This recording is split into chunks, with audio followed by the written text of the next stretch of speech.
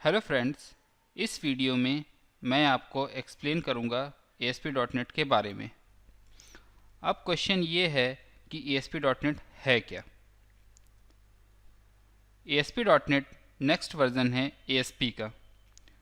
ये एक टेक्नोलॉजी है जो .NET फ्रेमवर्क का पार्ट है, जिसको हम यूज़ करते हैं एक powerful and dynamic application create करने में। ASP.NET एक इजी वे प्रोवाइड कराता है वेब एप्लीकेशन को बिल्ड, डिप्लॉय एंड रन करने में किसी भी ब्राउज़र पर।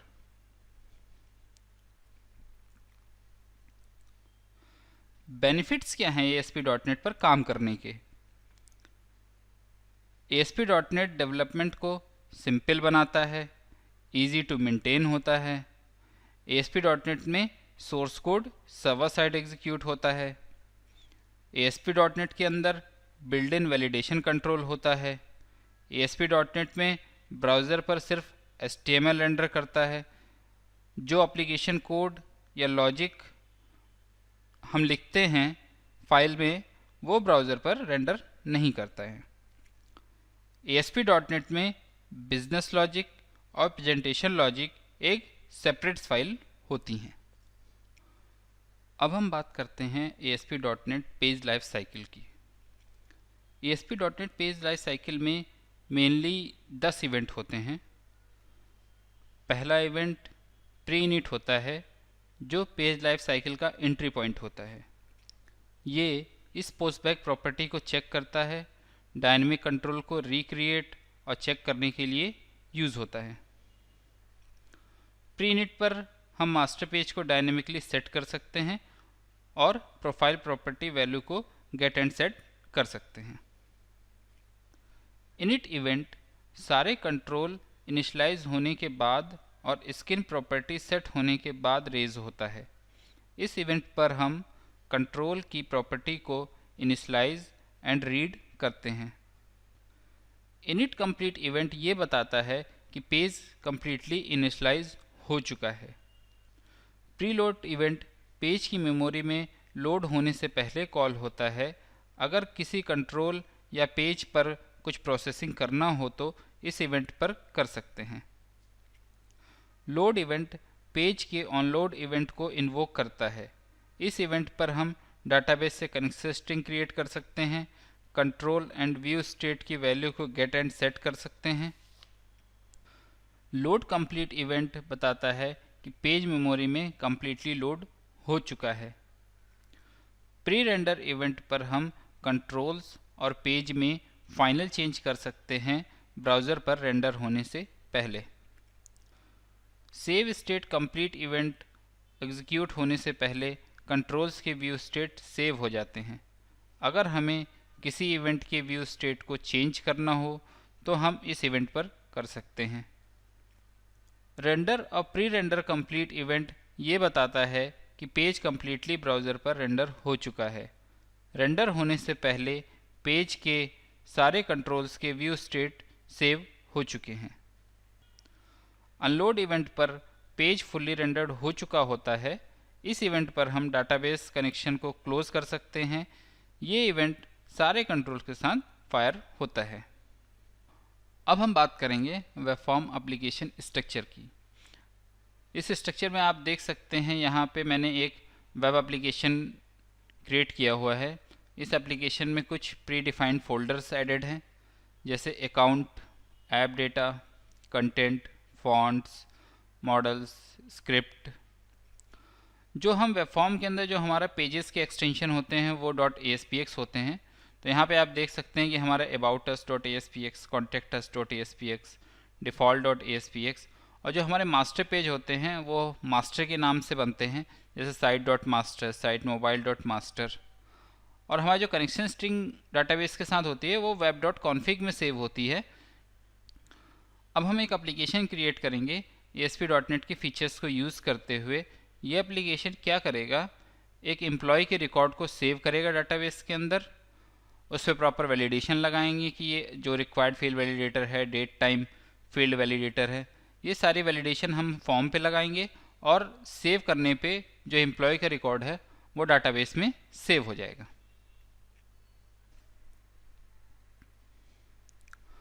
अब हम विजुअल स्टूडियो ओपन करते हैं, फाइल पे क्लिक करते हैं, न्यू प्रोजेक्ट,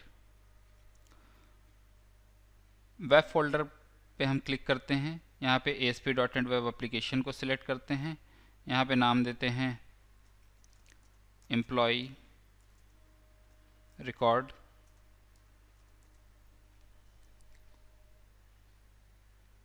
ओके पर क्लिक करते हैं। यहाँ पे आप देख सकते हैं ये हमसे पूछता है कि हमको कौन सा टेम्पलेट यूज़ करना है अपने वेब एप्लीकेशन को क्रिएट करने के लिए।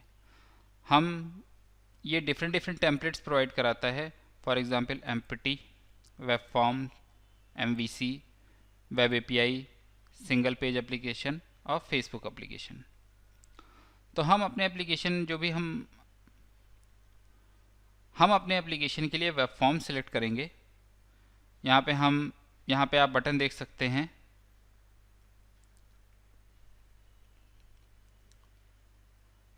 हम अपने एप्लीकेशन के लिए वेब फॉर्म सेलेक्ट करेंगे। यहाँ पे आप बटन देख सकते हैं चेंज ऑथेंटिकेशन। जब हम इस बटन को ओपन करते हैं तो यहाँ पे डिफरेंट टाइप के ऑथेंटिकेशन ऐड करने के लिए ये हमसे पूछता है।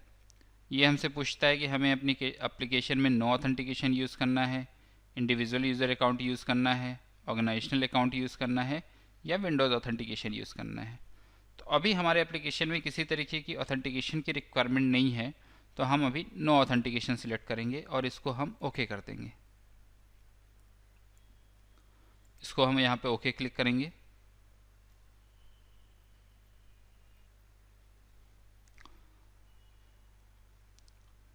ये हमारा एक प्रोजेक्ट क्रिएट हो गया है एम्प्लॉय रिकॉर्ड के नाम से। अब हम सॉल्यूशन एक्सप्लोरर पर क्लिक करते हैं तो यहाँ पे आप देख सकते हैं कि सेम स्ट्रक्चर जो मैंने आपको पावर पॉइंट प्रेजेंटेशन में दिखाया था वो यहाँ पे दिखाई दे रहा है, जैसे app data, app start, content, font, scripts, about, contact us, default. ये सारे पेजेस ऑलरेडी एडेड हैं। ये हमारा मास्टर पेज हो गया, ये साइट मोबाइल मास्टर पेज हो गया। अब लेफ्ट साइड में आप देख सकते हैं कि एक ऑटोमेटिकली टूल बार्स यहाँ पे शो हो रहा है। ये टूल बार्स बेसिकली हमारे सर्वर कंट्रोल्स होते हैं जो हम अपने एप्लीकेशन के ऊपर यूज़ करते हैं, जैसे बटन्स हो गया, हमारा लिंक बटन हो गया, लेबल्स हो गया, टेक्स्ट बॉक्स हो गए। तो ये सारे जो कंट्रोल्स हैं ये हम अपने एप्लीकेशन पे यूज़ करेंगे। उसका सबसे इजी तरीका ये है कि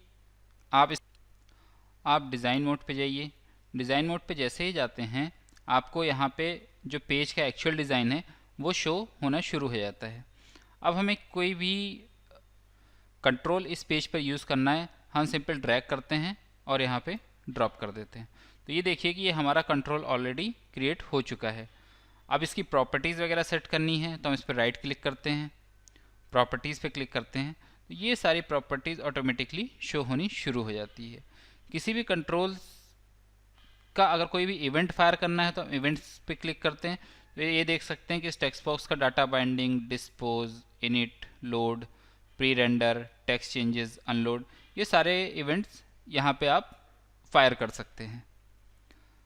अगर हमें किसी भी पेज पे बटन यूज़ करना हो तो हम बटन पे क्लिक करते हैं और ये बटन हमारा ऐड हो गया। अब इस बटन के क्लिक इवेंट को अगर हम फायर कराना चाहते हैं तो यहाँ पे आप देख सकते हैं क्लिक इवेंट पर डबल क्लिक कर देते हैं तो ऑटोमेटिकली ये बटन का क्लिक इवेंट यहाँ पे बना देता है और इस क्लिक इवेंट पे आप अपनी कोडिंग स्टार्ट कर सकते हैं। हम किसी भी ASPX पे दो तरीके से कोड कर सकते हैं, या तो हम सीधे ड्रैग एंड ड्रॉप कर लें या एक दूसरा तरीका है सोर्स। यहाँ पे हम जो हमारा HTML कोड है, जैसे div हो गया हमारा, हम जो अपने कंट्रोल्स यूज़ करते हैं वो हम direct ASP, text box,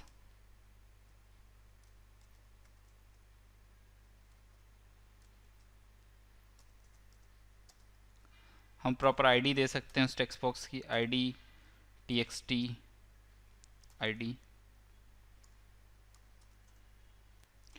but हमें इस बात का ध्यान रखना पड़ता है कि हमें किसी भी कंट्रोल को यूज़ करने से पहले उसको run at is equal to server बनाना पड़ता है। तो हम इसको run at is equal to server लिख देते हैं। ये हमारा टेक्स्ट बॉक्स ऐड हो गया। अब ये देखना चाहते हैं कि हमारा टेक्स्ट बॉक्स कैसे ऐड हुआ, क्या डिज़ाइन है उसका। तो हम डिज़ाइन पे क्लिक करते हैं तो ये देखिए हमारा टेक्स्ट बॉक्स का डिज़ाइन आ गया इस तरीके से। तो इस तरीके से भी हम अपने को ASPX पेज पे कोड कर सकते हैं किसी भी सर्वर कंट्रोल्स के। अब हम क्या करेंगे, सबसे पहले एक डाटाबेस क्रिएट करेंगे। हमने यहाँ पे पहले से एक डाटाबेस क्रिएट किया हुआ है ऑर्गेनाइजेशन एम्प्लॉय के नाम से। इस डाटाबेस के अंदर हमने 3 टेबल्स लिए हैं, डिपार्टमेंट, एम्प्लॉय और इनरोलमेंट। अगर हम एम्प्लॉय के स्ट्रक्चर को देखें तो इसमें हम देख सकते हैं कि employ ID, last name, first name and joining date, ये सारी डिटेल्स हम यूज़र से इनपुट लेंगे जो हम सेव कराएंगे डाटाबेस के अंदर।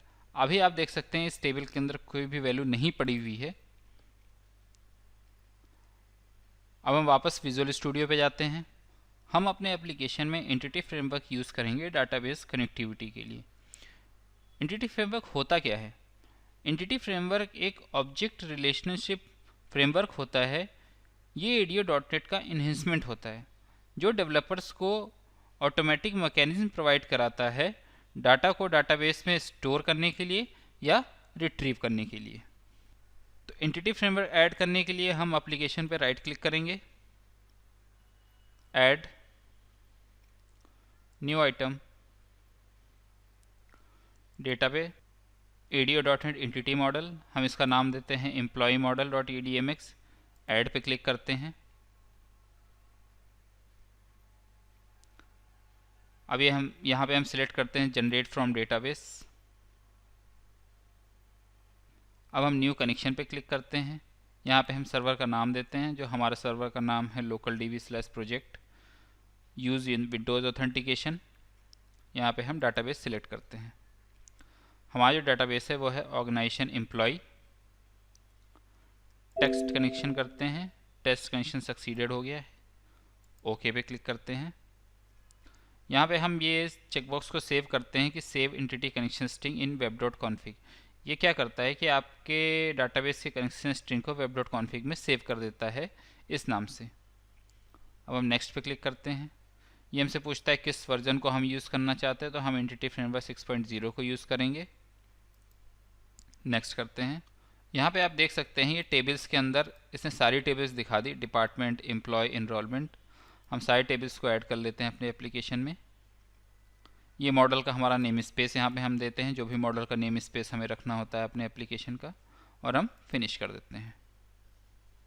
यहाँ पे आप देख सकते हैं कि टेबल आपके एप्लीकेशन के साथ मैप्ड हो चुका है। जैसे डिपार्टमेंट हो गया, इनरोलमेंट हो गया, ये आपका एम्प्लॉय टेबल हो गया, ये आपके एप्लीकेशन के अंदर मैप हो चुका है। अब हम इसको सेव कर देते हैं।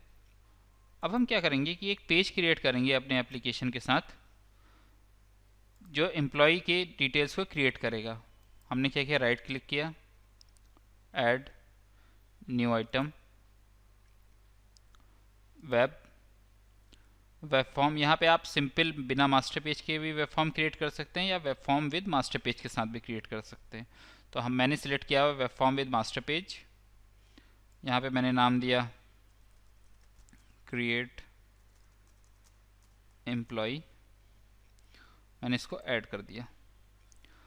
अब ये आपसे पूछेगा कि कौन सा मास्टर पेज आपको अपने पेज के ऊपर यूज़ करना चाहते हो, तो मैंने साइट मास्टर को सिलेक्ट किया और ओके कर दिया। ये आपका क्रिएट एम्प्लॉय .aspx के नाम से एक पेज क्रिएट हो चुका है। इस फॉर्म्स के अंदर मैंने टेक्स्ट बॉक्स लिया हुआ है, first name, last name, joining date. First name required है तो इसलिए हमने रिक्वायर्ड फिर वैलिडेटर इसमें यूज़ कर रखा है। ये रिक्वायर्ड फिर वैलिडेटर क्या करता है, ये चेक करता है कि टेक्स्ट बॉक्स ब्लैंक है या नहीं है, और अगर टेक्स्ट बॉक्स की वैल्यू ब्लैंक है तो ये एरर मैसेज शो करता है। ये बटन क्लिक है, ये सेव क्लिक पे हम ये चाहते हैं कि डाटाबेस में रिकॉर्ड सेव हो जाए। हम क्या करते हैं, डबल क्लिक करते हैं सेव क्लिक पे, तो ये सेव क्लिक का इवेंट ऐड हो गया है CS फाइल के अंदर। इस CS फाइल में हम कोड लिखते हैं जो हमारा डाटाबेस में जाके हम अपने एप्लीकेशन के रिकॉर्ड को सेव कर सकें। मैंने क्या किया हुआ है, एम्प्लॉय टेबल का ऑब्जेक्ट बनाया, उस ऑब्जेक्ट की वैल्यू फर्स्ट नेम .text से सेट कर रखी है, लास्ट नेम को लास्ट नेम से सेट कर रखा है, ज्वाइनिंग डेट को ज्वाइनिंग डेट से सेट कर रखा है। मैंने इसको कन्वर्ट इसलिए किया हुआ है कि ज्वाइनिंग .text एक स्ट्रिंग टाइप रिटर्न करता है, तो हमें इसको कन्वर्ट करना पड़ता है डेट टाइम प्रॉपर्टीज़ के लिए। अब हमने डाटाबेस कॉन्टेक्स्ट का एक ऑब्जेक्ट बनाया और उसके एम्प्लॉय टेबल के अंदर हमने रिकॉर्ड को सेव करा दिया। अब हम इस एप्लीकेशन को एग्जीक्यूट कराते हैं। ये आप देख सकते हैं कि हमारा फॉर्म क्रिएट हो गया है, first name, last name, joining date. अब हम सेव बटन पे जैसे ही क्लिक करते हैं ये हमसे वैलिडेशन पूछता है, भाई फर्स्ट नेम रिक्वायर्ड है, लास्ट नेम रिक्वायर्ड है, ज्वाइनिंग डेट रिक्वायर्ड है। तो हम क्या करते हैं, फर्स्ट नेम देते हैं अर्क, लास्ट नेम देते हैं रूप, ज्वाइनिंग डेट देते हैं हम कुछ भी। तो ये क्या करता है कि ज्वाइनिंग डेट इनवैलिड बताता है, क्योंकि हमने इससे प्रॉपर डेट टाइम वैलिडेशन का चेक लगा रखा है। तो हम इसे प्रॉपर डेट टाइम देते हैं 10/10/1981 और हम इसको सेव कर देते हैं। ये रिकॉर्ड आपका डाटाबेस में सेव हो चुका है। अब हम डाटाबेस को चेक करते हैं क्वेरी एग्जीक्यूट करा के। तो यहाँ आप देख सकते हैं कि लास्ट नेम में रूप आ गया, फर्स्ट नेम में अर्क आ गया, ज्वाइनिंग डेट में आपको 10/10/1981 शो हो रहा है। हमने इस वीडियो में ASP.NET के बारे में जाना है, ASP.NET पेज लाइफ साइकिल के बारे में जाना और एक एप्लीकेशन क्रिएट किया एम्प्लॉय रिकॉर्ड को डाटाबेस में सेव करने के लिए using entity framework. I hope ये वीडियो आपको पसंद आया होगा। Thank you.